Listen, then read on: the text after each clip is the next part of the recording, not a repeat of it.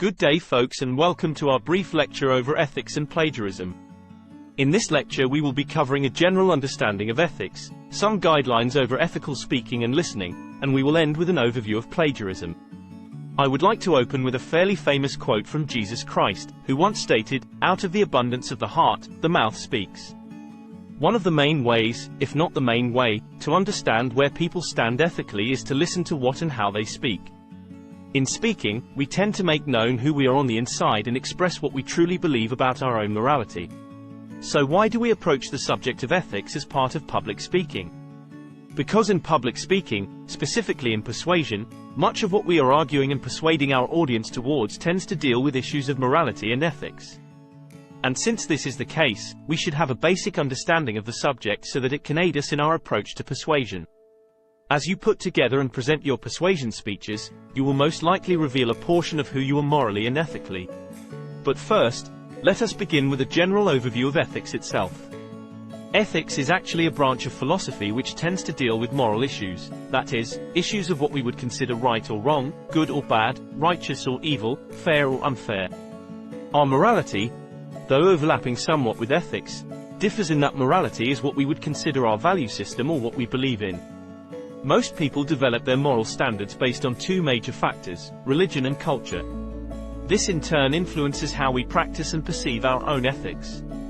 To put it more succinctly, morality is our set standard of right or wrong, while ethics is the practical ways of applying those moral principles.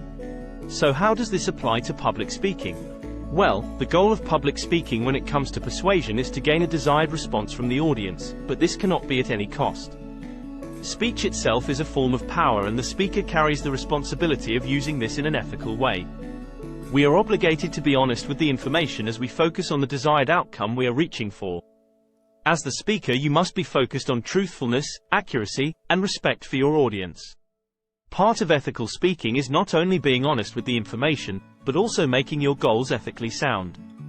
There are examples of people using speeches and persuasion with unethical goals in mind, and this happens quite often. People tend to be deceptive, desiring a certain outcome for their own means, and they are willing to hide their unethical goals to get their way. You must make sure you check your own intentions and your own goals, ensuring that they are ethically sound.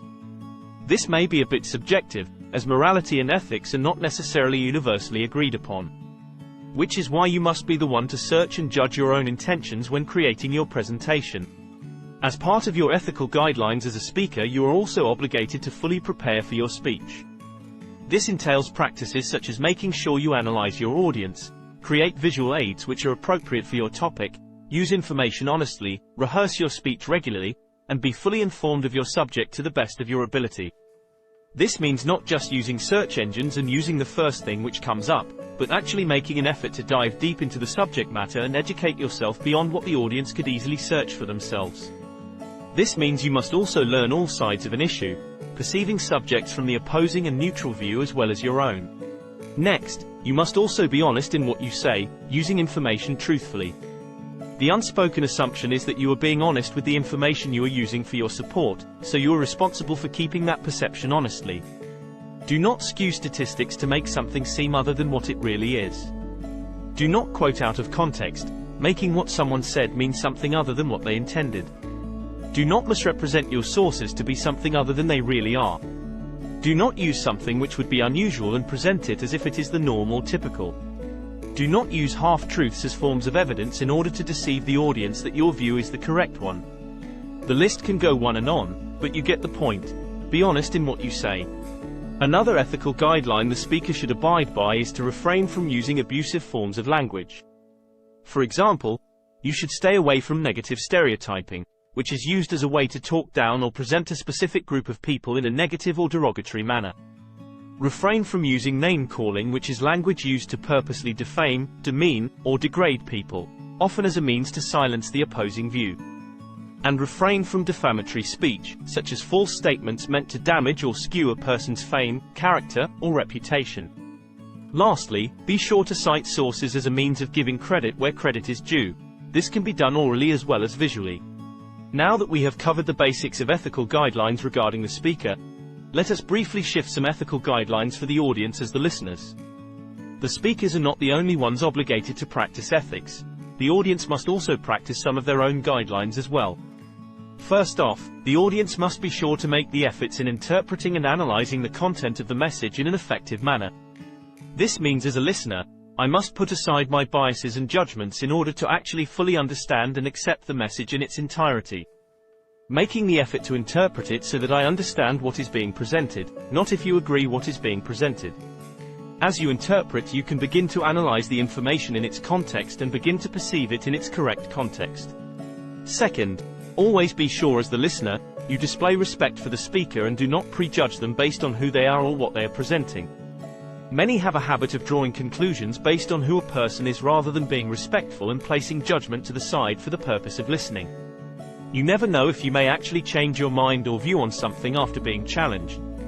If you can think back in your life, how many things do you wish you would have done differently if someone would have just given you a new perspective or examined something in a clearer way? Our past experiences are full of things we wish we could go back and change, thinking differently. So do not be so quick to judge, you may just be persuaded in a new way. This also means not prejudging the speaker. Many people tend to judge a person based on what they have seen or heard others say about them, sometimes making judgments based on their ideologies or political affiliations.